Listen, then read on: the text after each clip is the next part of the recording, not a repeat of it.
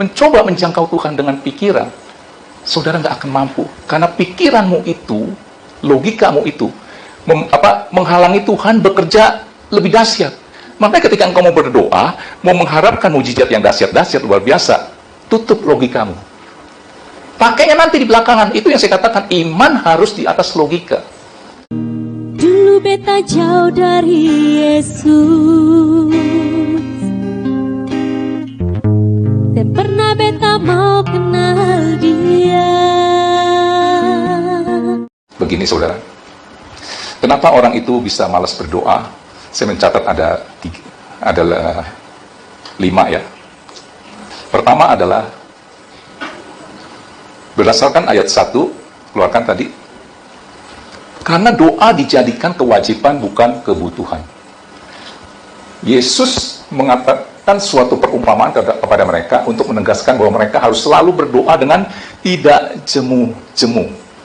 Coba saudara cek introspeksi diri, kalau selama ini saudara berdoa itu satu kewajiban atau kebutuhan? Saudara yang tahu ya. Sekarang saya tanya sama saudara, kebutuhan utama manusia itu apa? Kuis ya, kuis. Apa? Makan, nggak apa-apa, salah juga nggak didenda. Yang lain? Hah? Duit, ya nggak apa-apa. Satu lagi aja coba. Hah? Saudara nggak punya ini, saudara nggak akan hidup. Apa? Udara. Itu yang penting. Saudara nggak ada udara, saudara nggak bisa ada di tempat ini. Itu bicara udara, bicara apa? Napas. Nah pertanyaan saya, napas orang Kristen itu apa? Doa. Nangkap sesuatu ya. Jadi doa itu bukannya kewajiban. Saudara, napas itu bukan satu kewajiban, kebutuhan. Mengerti ini ya? Saudara, udara kelihatan nggak? Nggak kelihatan. Tapi saudara bisa menikmati, menghirupnya ya. Tuhan bisa kelihatan nggak? Enggak. Saudara harus bisa menikmati dan menghirup Tuhan itu dengan cara berdoa. Karena doa itu adalah menyerap kekuatan daripada Tuhan. Saya sering ambil ilustrasi, handphone itu kekuatannya kan di-charger kan? Kalau nggak di-charge, apa jadinya?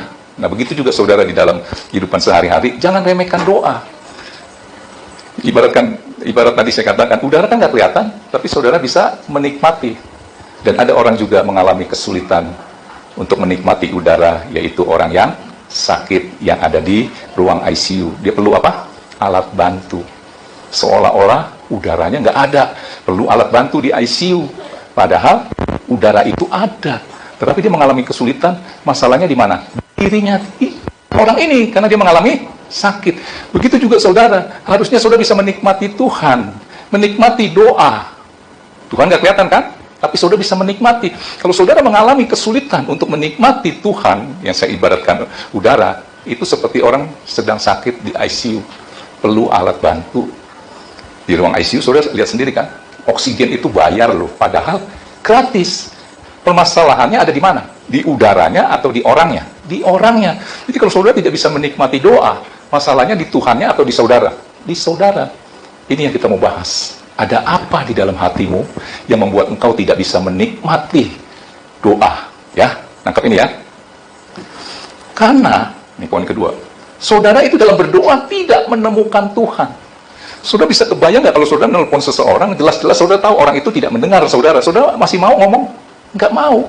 Nah, poin kedua adalah ketika kita berdoa, kita tidak menemukan Tuhan. Kenapa? Karena kita mencoba menjangkau Tuhan dengan pikiran. Tuhan nggak bisa dijangkau dengan pikiran, berdasarkan ayat 2. Keluarkan ayat 2-nya. Ayat 2. Katanya dalam sebuah kota, ini menggambarkan kemustahilan. Persoalanmu ini nggak mungkin bisa ditolong Tuhan, walaupun lu doanya jungkil balik. Itu karena saudara mencoba menjangkau Tuhan pakai pikiran. Nah, ini Tuhan kasih gambaran betapa sulitnya si janda ini untuk mendapatkan pembelaan dari seorang hakim, bukan hakim yang bijaksana. Ini gambaran. Katanya dalam sebuah kota ada seorang hakim yang apa? Tidak takut akan Allah. Pikiran nggak masuk akal. Persoalan yang kayak begini bisa diselesaikan dengan cara doa. Tidak takut akan Allah dan tidak menghormati seorang pun. Ini Tuhan kasih gambaran. Mencoba menjangkau Tuhan dengan pikiran. Ya begini, akhirnya saudara menjadi malas berdoa. Next. 3. Dan di kota itu ada seorang kaya raya apa janda? Janda itu bicara kelemahan. Dan di kota itu ada seorang janda yang selalu datang kepada hakim dan berkata, belalah hakku terhadap lawanku. Nah, kenapa saudara malas berdoa? Karena saudara tidak menemukan Tuhan. Kenapa saudara tidak menemukan Tuhan? Saudara mencoba menjangkau Tuhan, menjamah Tuhan dengan pikiran. Akibatnya, setiap saudara mau berdoa, pikiran saudara jalan, lihat persoalan seperti ini. Gak mungkin. Mana mungkin bisa. Saudara pernah seperti itu? Akhirnya saudara gak mau berdoa. Ada ya? Jadi saudara coba menjangkau Tuhan dengan pikiran, maka saudara akan mentok. Pasti saudara nggak bisa ketemu Tuhan. Karena Tuhan hanya bisa dijamah dengan roh, hati. Roh itu adanya di dalam hati. Jadi menjangkau Tuhan harus dengan hati. Makanya kalau hatinya nggak beres, ada kebencian, lagi amarah, suruh dia berdoa. Saya pernah, coba kamu berdoa. Enggak lah. Kenapa? Hati saya lagi kacau. Kenapa? Hati ini yang untuk menjangkau Tuhan, menjamah Tuhan, lagi rusak, lagi error. Maka seseorang coba kalau lagi panas hati, marah, lagi benci, terus saya bilang, ya doa, gak akan bisa. Kenapa? Handsetnya rusak, HP-nya tuh rusak. Nangkep, ya? Nah, jadi saudara harus menjamah Tuhan dengan hati. Pikiran nanti belakang, ini yang saya sering katakan. Iman harus di atas logika, jangan logika di atas iman. Kalau logika saudara kerja di atas iman, selalu saudara bilang, gak mungkin. Ya, gimana ya? Saudara selalu akan mengeluh, gak mungkin. Nah, coba dikeluarkan. Matius 22 ayat 37. Saudara mengasihi Tuhan aja harus dengan segenap apa dulu? Ayo, udah ya. Matius 22 ayat 37 dikatakan apa? Jawab Yesus kepadanya, kasihilah Tuhan Allahmu dengan segenap hati. Menjamah Tuhan harus dengan hati. Makanya saudara harus kuduskan hati saudara dulu. Murnikan hati. Makanya firman Tuhan berkata, berbahagialah orang yang suci hatinya, karena dia akan melihat Tuhan. Kasihilah Tuhan Allahmu dengan segenap hatimu, dengan segenap jiwamu, dengan segenap, nah baru pikiran itu belakangan, akal budimu.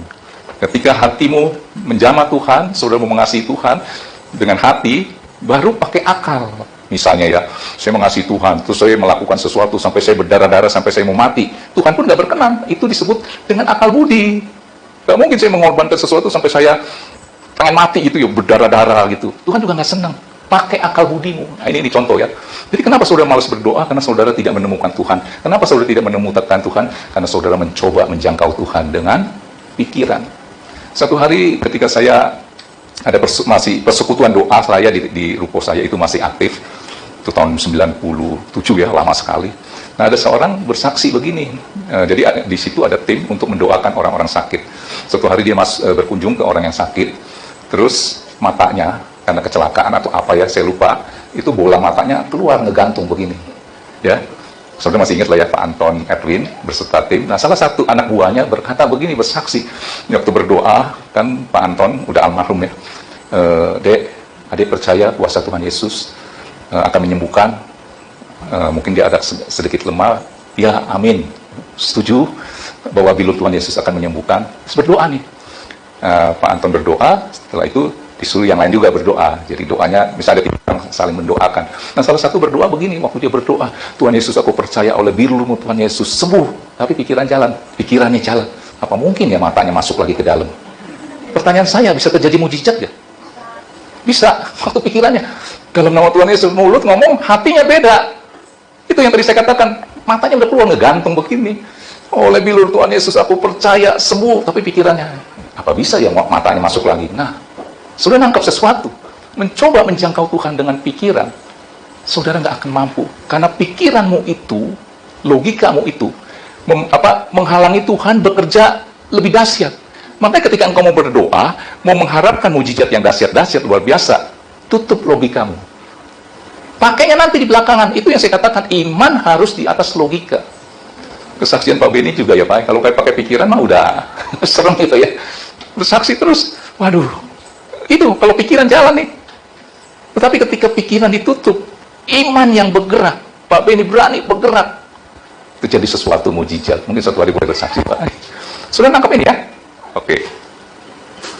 Saudara kenapa malas berdoa? Karena saudara nggak ketemu Tuhan. Kenapa saudara tidak ketemu Tuhan? Karena saudara tidak menghadirkan Tuhan di dalam doamu dengan memperkatakan firman Tuhan. Keluarkan ayat 3.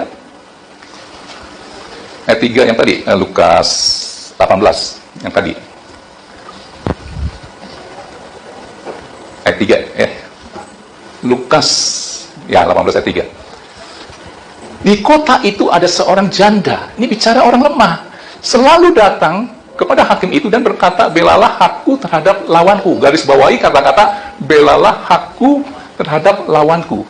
Dalam perikop ini, seolah-olah saudara minta sesuatu, terus nanti akhirnya dikabulkan ya, seolah-olah yang begitu ya. Padahal, kalau saudara baca ayat 7, keluarin ayat 7. Dikabulkan atau dibenarkan. Tidakkah Allah akan membenarkan orang-orang pilihannya yang siang malam berseru kepadanya? Adakah ia mengulur-ngulurkan waktu sebelum menolong mereka? Ini bicara apa? Nah, kenapa saudara malas untuk berdoa? Karena saudara tidak menghadirkan Tuhan. Kenapa saudara tidak bisa tidak menghadirkan Tuhan? Karena saudara tidak memperkatakan firman Tuhan. Kembali lagi ayat 3. Jadi ketika berdoa, saudara harus ucapkan firman Tuhan. Di kota itu ada seorang janda yang selalu datang kepada hakim dan berkata, pasti dia punya hak dong, disodorkan kepada hakim yang lalim itu. Pak Hakim, saya punya hak berdasarkan ini. Tolong dong bela hakku terhadap lawanku.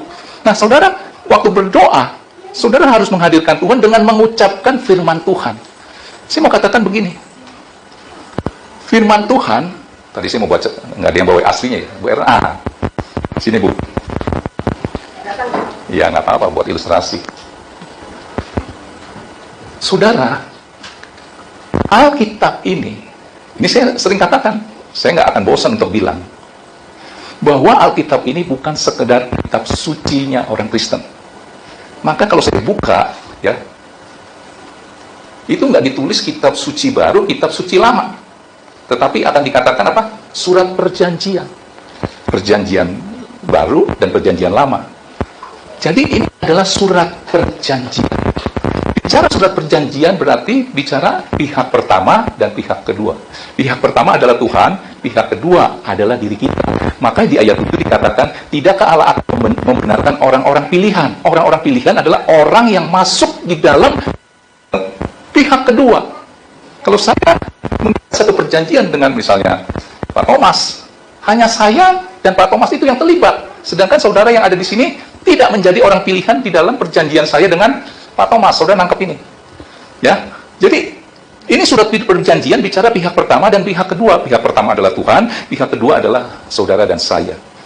Di dalam surat perjanjian ini ada hak dan kewajiban.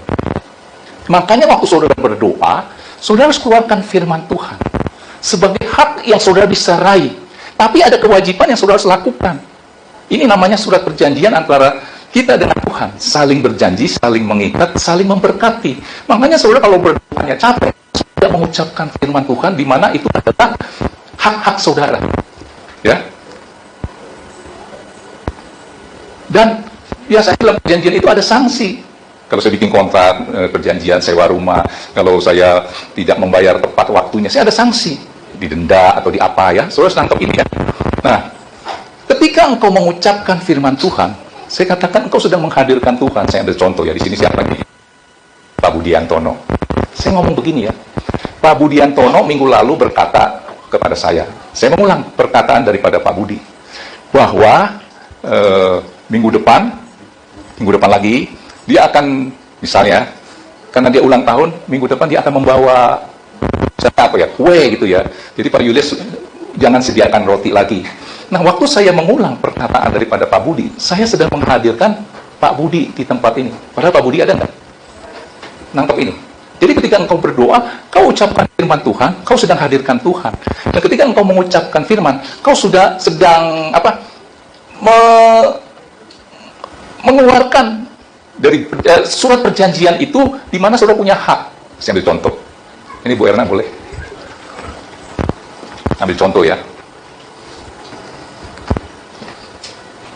Memperkatakan firman, keluarkan Matius 6 ayat 31 sampai 34. Saudara berdoa, bisnis menurun drastis, omset berkurang, pekerjaan udah nggak selancar dulu lagi. Saudara, kemungkinan di PHK ada, masuk tahun 2021, saya pernah dengar dari seseorang, Desember mulai dipilih-pilih, nggak tahu nih kata dia ya, saya termasuk yang di PHK atau tidak. Itu membuat saudara khawatir, ya. Omset menurun, cicilan tetap ada, saudara khawatir. Kita memperkatakan firman Tuhan ini. Sebab Matius 6 ayat 31 sampai 34. Sebab itu janganlah kamu khawatir dan berkata, apakah yang akan kami makan dan apakah yang akan kami minum dan apakah yang akan kami pakai.